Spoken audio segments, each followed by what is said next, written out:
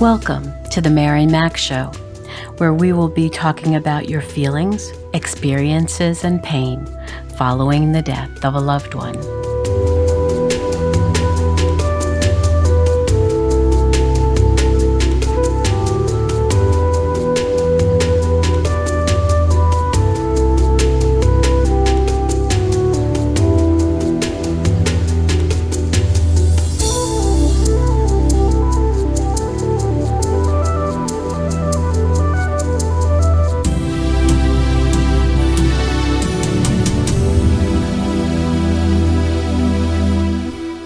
Good morning, good afternoon, good evening. Wherever you find yourself in this entire world, I welcome you. How are you doing, my friend? I trust you are well and safe. Can you believe it's already May? Oh my goodness. We've been quarantined now for over 45 days, and one day seems to fly right into the other. Are you like us and have to actually check your phone to remember the day it is? It's so funny, yet it's so sad. Since we aren't expected anywhere, most days seem the same.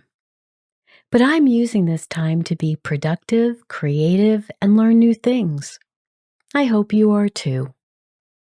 Over the last number of weeks, we spoke about the coronavirus, dealing with the fear of the unknown, the small everyday griefs that upset us and how to handle them. We also looked at how we would deal with our own death and speaking to family and friends about death and dying. We also looked at how we would speak with young ones and teenagers about this issue. In this episode, I wanted to discuss what happens when someone we love dies of the coronavirus, and how different it is from other times when we might lose a loved one. One of the most painful parts of this pandemic is the inability to be with loved ones who are either in a nursing facility or taken to the hospital once the virus has overcome their bodies. Not being able to be an advocate for our loved ones, especially older loved ones, who may not be able to make decisions for their own care, can be heartbreaking. Trying to get information from hospital staff is difficult because they are so busy with all the other patients, and if your loved one has been put on a ventilator, well, they obviously can't communicate with you any longer. Recently, I met a fellow classmate. We are both taking an online course together, and she told me of her frustration as she and her family endured the day-by-day updates for their beloved cousin Alexis, who succumbed to the coronavirus on April 10th.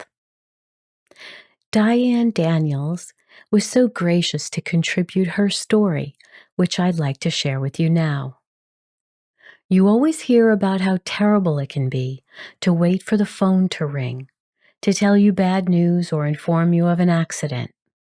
But this time, it was a text message. My sister-in-law, Angie, was texting to let us know that our cousin Alexis had been admitted to the hospital, suspected of contracting the coronavirus.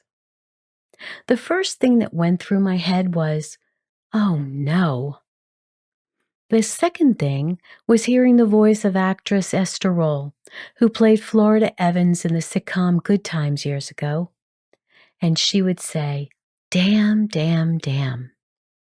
I wanted the end to be better. I wanted to have hope. I wanted to keep that stiff upper lip. But inside I was already crying. You see, my cousin Alexis was one of those people with a compromised immune system. She had allergies and breathing difficulties, including asthma. And she was someone for whom the COVID-19 virus could easily be deadly. She lived her life and loved her family like so many of the others who have been stricken with the virus. But this was different. The others who had lost their lives were human beings, but somewhat removed from me. I could feel sorry for their diagnosis, but it wasn't the punch in the gut like this was. Not my beautiful, bright, ambitious, successful, and entrepreneurial cousin.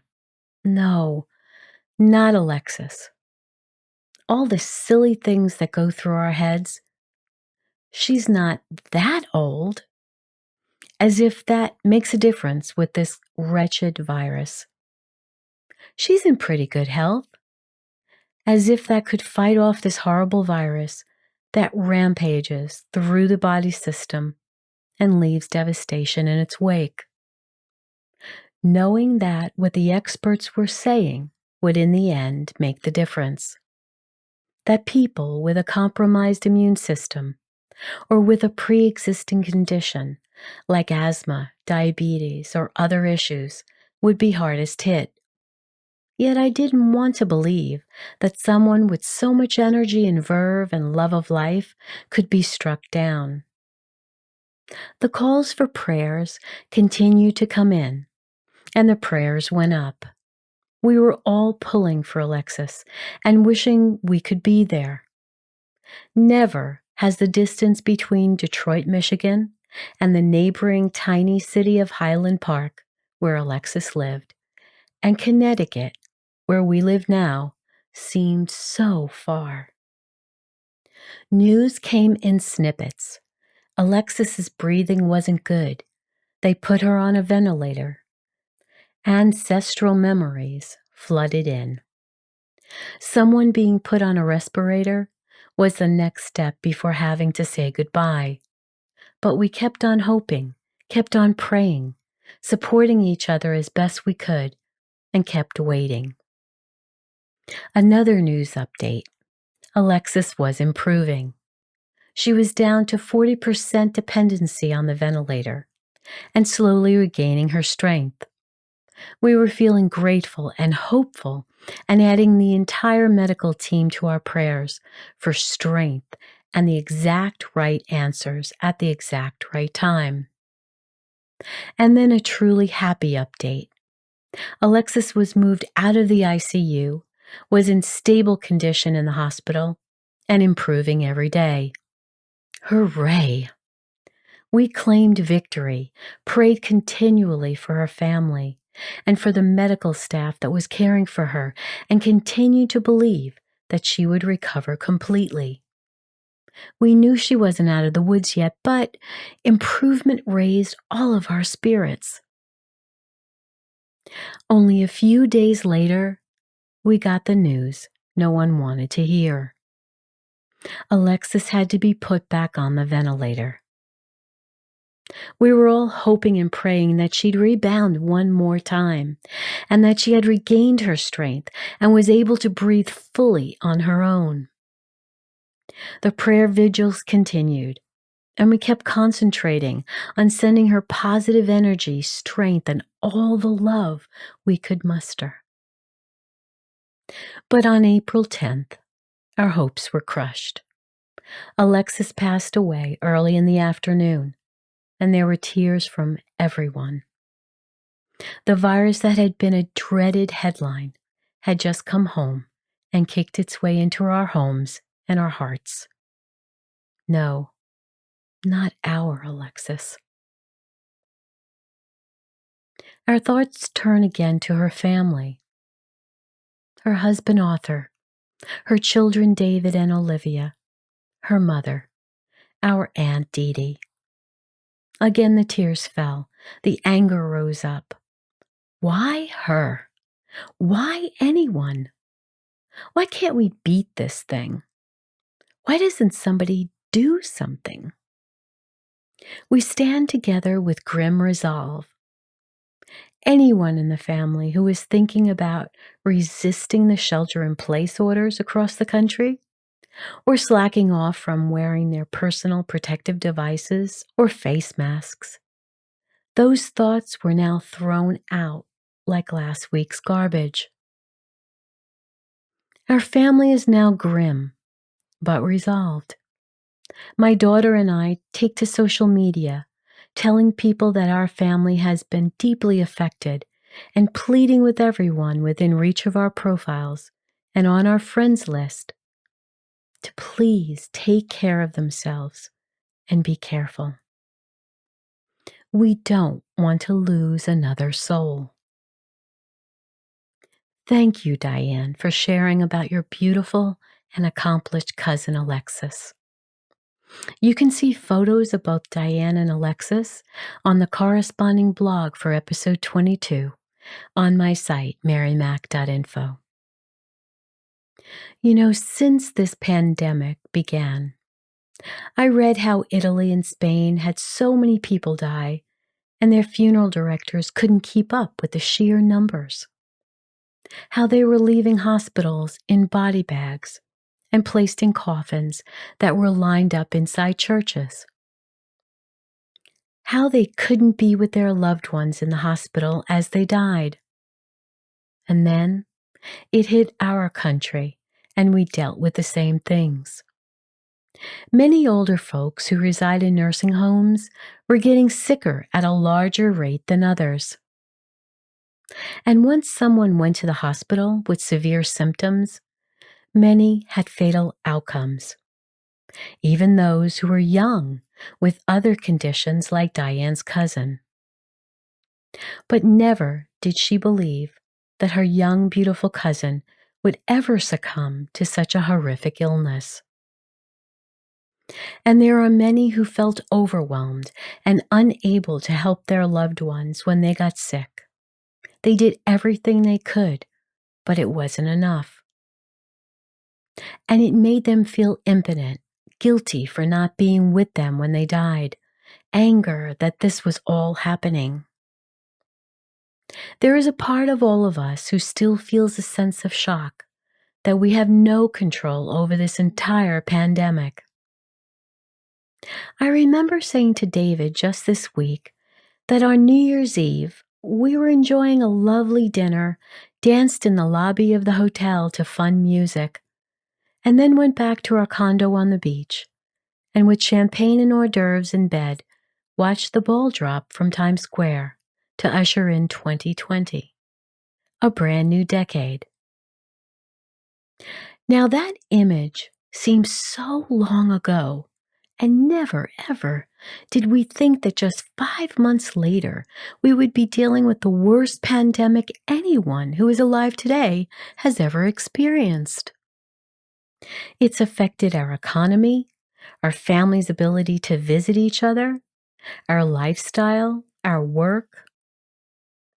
Some of us have been sick ourselves and slowly recovered, and we are all so thankful for that. Others have not been so lucky. They were infected by the virus and never came home from the hospital. And we are left to grieve for them.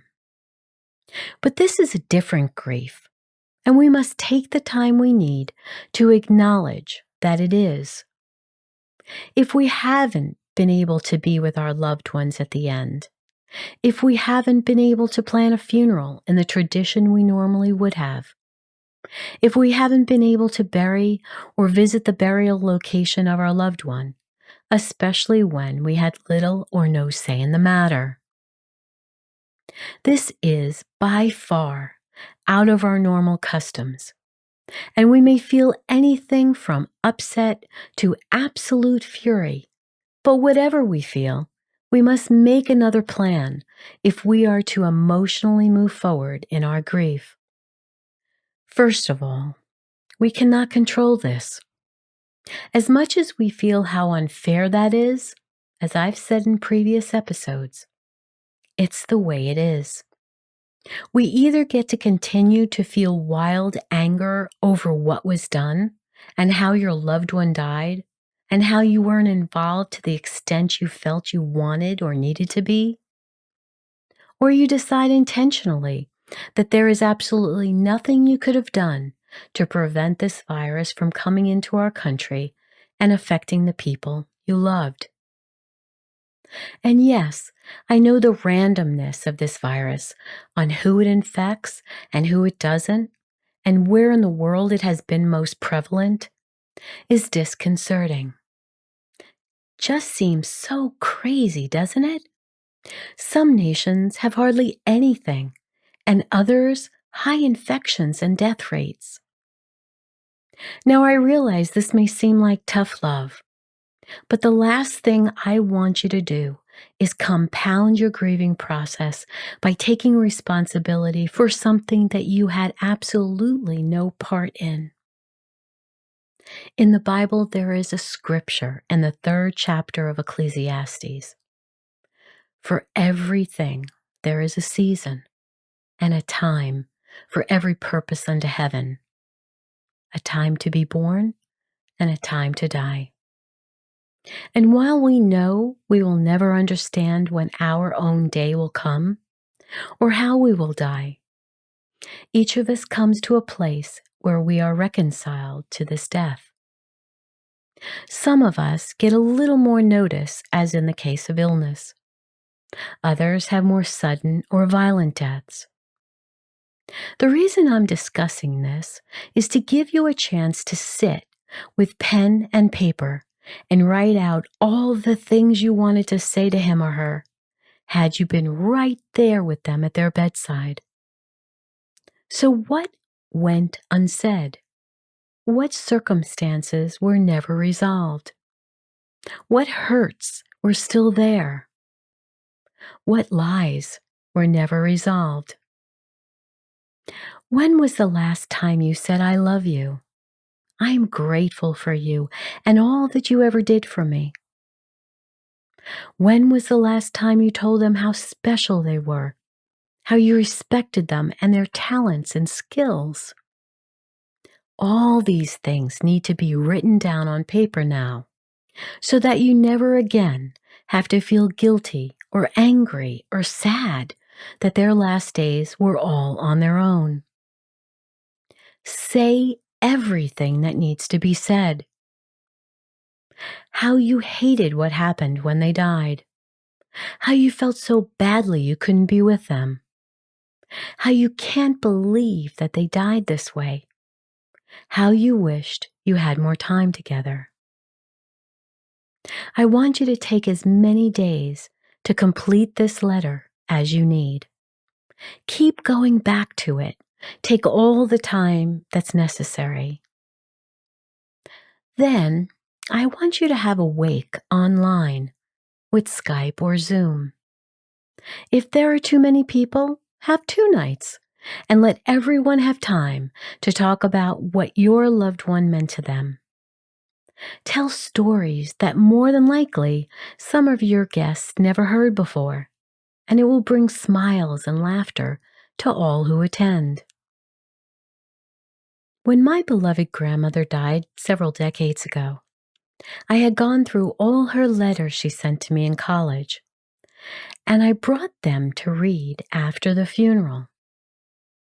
Since there were so many, I passed them around to all who gathered when we returned from the cemetery. No one had known that she was such a prolific writer during those 4 years. When I was young, I'd come home from school each weekday and we'd watch General Hospital, which is a soap opera that she loved. When I went off to college, I didn't have time to keep up any longer, as I had a job each afternoon. She would cut out the recaps from the newspaper each weekend and send them to me along with her lovely handwritten note. It was so much fun getting her letters and hearing all her personal news. My family really enjoyed reading those letters and reminiscing with me about earlier times. You know, I still have them. They are too treasured to me to release. Maybe you have some letters or cards that you could read or memorabilia you could show during your mini wake or funeral video call. Maybe you could suggest others do the same to bring their own to show and read. It is important to have your gathering now. Don't wait. Please don't wait. I don't want you carrying all this in your heart for what could be several months more. Take the time to plan it now. Give your friends and your family a chance to participate. Each will hear stories they never knew about your loved one, and it will be a lovely surprise. Their life was filled with magnificent family, friends, neighbors, classmates, those they enjoyed hobbies with, those they worked with, and so many more. Invite them all. Toast to your loved one. And when you are able to visit their grave, you can either bury your long letter of completion under the grass at the cemetery, attach it to a helium balloon and let it lift into the sky, or simply burn it and blow all the ashes away. They were a significant part of your life. You love them deeply, and you will still grieve for them deeply for a long while. But what you don't have to do is make yourself feel badly for something that was beyond your control. So now, let's get up. Enjoy the music, move our bodies, and dance, dance, dance, and have fun. Dance with all the people in your home. And even if you think this is a little strange, don't worry about it. Just do it anyway, okay?